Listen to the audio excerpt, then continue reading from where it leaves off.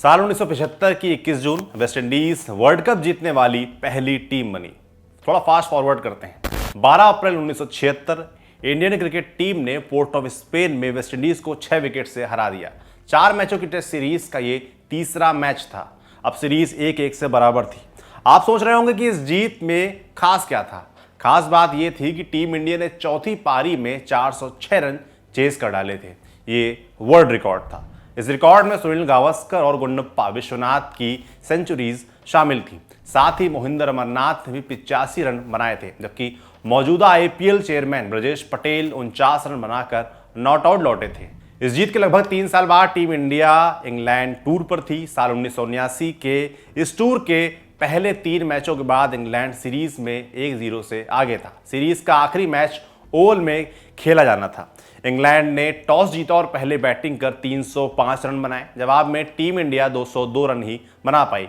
Ian Botham ने सबसे ज्यादा 4 विकेट निकाले। दूसरी पारी में जियोफ्री वाइकॉट ने 125 रन मारे। इंग्लैंड ने 8 विकेट पर 334 रन बनाए और पारी घोषित कर दी। सीरीज के पहले टेस्ट में बुरी तरह हारी टीम इंडिया ये मैच जीतकर सीरीज ड्रॉ कराने की उम्मीद में थी, लेकिन इंग्लैंड ने उन्हें 438 रनों का टारगेट दे दिया। लोगों की उम्मीदें भी टूट गईं। टूटनी ही थी। ये टीम 15 टूर मैचों में सिर्फ 7 बार ही 300 के पार जा पाई थी। फिर ये चौथी पारी में वर्ल्ड रिकॉर्ड चेस कैसे करती। अब यहां बस इतना सवाल बाकी था, क्या ये टीम बचे हुए 500 मिनट खेलकर मैच बचा पाएगी।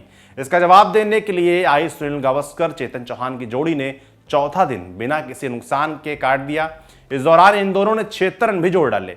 अब आखिरी दिन टीम को हर मिनट में लगभग 1 रन बनाना था।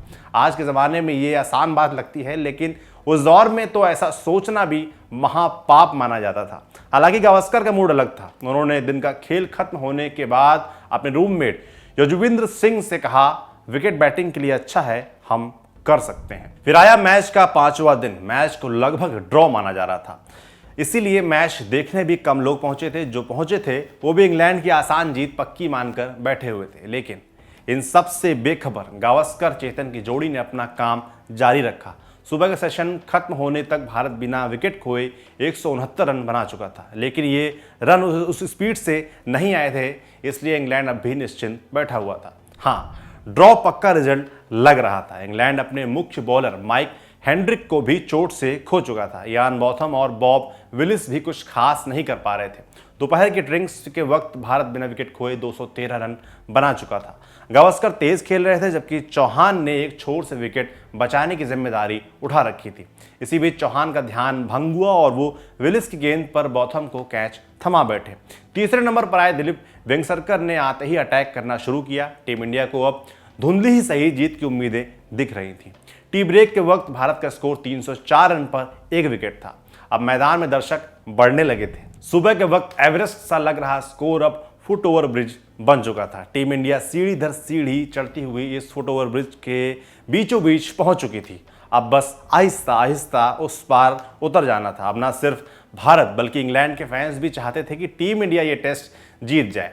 यार, इतिहास बनने का साक्षी कौन नहीं होना चाहता। अब इंग्लिश कैप्टन माइक ब्रेडली ने नई चाल चली। उन्होंने ओवर रेट धीमा करना शुरू कर दिया। ओवर रेट इतना धीमा हुआ कि आखिरी के अनिवार्य 20 ओवर से पहले के आधे घंटे में इंग्लैंड ने सिर्फ 6 ओवर फेंके।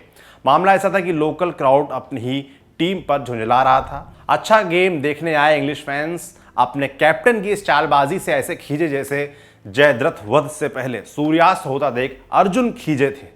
अब आए आखिरी के अनिवार्य 20 ओवर्स। भारत को जीत के लिए 110 रन चाहिए थे। पूरे 9 विकेट हाथ में थे। लक्ष्य उतना ही करीब था जितना श्री कृष्ण की माया सिमटने के बाद अर्जुन और जयद्रथ। इतने में बॉथम ने वेंगसरकर का कैच भी टपका दिया। जल्द ही गावस्कर ने अपनी डबल सेंचुरी पूरी कर ली। आखिरी 12 ओवर्स में भारत को सिर्फ 76 रन चाहिए थे। विकेट अब भी 9 ही बचे थे। मैच मुट्ठी में था, तभी गड़बड़ हो गई। वेंगसरकर ने फिल एडमंड्स की एक बॉल को ठीक उसी अंदाज में ड्राइव किया जैसे राहुल गांधी पॉलिटिक्स करते हैं। बॉल सीधे बॉथम के हाथ में गई और इस बार बॉथम ने कोई गलती नहीं की। वेंगसरकर 52 रन बनाकर वापस लौट गए। जाने से पहले उन्होंने गावस्कर के साथ 153 रन जोड़े। ये रन प्रति मिनट 1 से ज्यादा की दर से आए थे। यहाँ कैप्टन वेंकट राघवन के दिमाग में जाने क्या आया। उन्होंने बैटिंग के साथ छेड़छाड़ कर दी। पहली पारी में भारत के लिए सबसे ज्यादा रन बनाने वाले गुंडप्पा विश्वनाथ से पहले कपिल देव और यशपाल शर्मा बैटिंग करने आ गए। इस बारे में विजडन ने लिखा, तमाम लोगों को हतप्रभ करते हुए विश्वनाथ 410 पर 5वां विकेट गिरने तक बैटिंग करने नहीं आए। उनके देर से आने ने शायद भारत से जीत छीन ली। टीम के अब तक के प्रदर्शन के चलते इस जीत की उम्मीद इंग्लैंड खेमे को छोड़ बाकी सब ने की थी। 3 साल पहले गावस्कर और विश्वनाथ की जोड़ी ने ही भारत को उस वक्त के वर्ल्ड रिकॉर्ड 403 रन चेस करवाए थे। दोनों की सेंचुरीज के दम पर ही भारत ने विश्व विजेता वेस्ट इंडीज को उनके घर में मात दी थी। लेकिन यहां पहले कपिल आए, 0 पर गए, फिर आए यशपाल शर्मा ने कोशिश जरूर करी, लेकिन तभी बॉल इयान बॉथम के हाथ में आ गई। बॉथम, जिन्हें दूसरी पारी में एक भी विकेट नहीं मिला था, भारत को जीत के लिए 8 ओवर में 49 रन चाहिए थे। बॉथम के करियर का एक पैटर्न है, भले ही वो पूरे दिन विकेट ना ले पाए, लेकिन जब टीम को सबसे ज्यादा जरूरत होती थी बॉथम विकेट ले ही लेते थे। खैर, हो सकता था कि बॉथम विकेट ना ले पाते, क्योंकि इंग्लैंड का खेमा हार लगभग तय मानकर हथियार डाल चुका था। टाइम इतना वेस्ट हो चुका था कि बॉथम को गेंद देने के बाद ब्रेडली एंड कंपनी किसी योजना पर चर्चा भी नहीं कर पाई। लेकिन तभी गावस्कर की एक गलती ने बॉथम का काम बना दिया। गेंद हाथ के लिए बॉथम वार्म अप कर रहे थे, इतने में गावस्कर ने ड्रिंक मंगा ली। ये ड्रिंक ना हुई स्ट्रेटजिक टाइम आउट हो गया। इंग्लैंड को इकट्ठा होकर सोचने और योजना बनाने का भी टाइम मिल गया। जॉन वुडकॉक ने इस बारे में द क्रिकेटर में लिखा है, ये शायद उस दिन गावस्कर की पहली गलती थी। इससे इंग्लैंड को कुछ बेहद ज़रूरी पल मिल गए। इन पलों में उन्होंने अपनी योजनाएं बनाई और शायद इस ब्रेक से गावस्कर की एकाग्रता भी टूट गई। गावस्कर ने बॉथम के इस स्पेल के पहले ही ओवर में अपना विकेट गंवा दिया। उन्होंने एक हाफ वॉली को डेविड गॉवर की ओर खेला। गॉवर ने बिना गलती कैच लपक लिया, गावस्कर को वापस भेज दिया। गावस्कर ने 8 घंटे और 10 मिनट बैटिंग कर 221 रन बनाए। आखिरी 11 गेंदों पर भारत को 15 रन चाहिए थे, लेकिन विश्वनाथ विली की एक बॉल को कवर्स में सीधे ब्रेडली के हाथ में खेल बैठे। बस बाकी का काम बॉथम ने लगातार ओवर्स में यजुवेंद्र और यशपाल को समेटकर पूरा कर दिया। इतना ही नहीं, उन्होंने करसन घावरी से पहले आए कैप्टन वेंकट राघवन को भी रनआउट किया। भारत की टीम लक्ष्य से सिर्फ 8 रन पीछे रह गई। एक रनआउट के साथ बॉथम ने अपने आखिरी के 4 ओवर्स में 17 रन देकर 3 अहम विकेट भी लिए।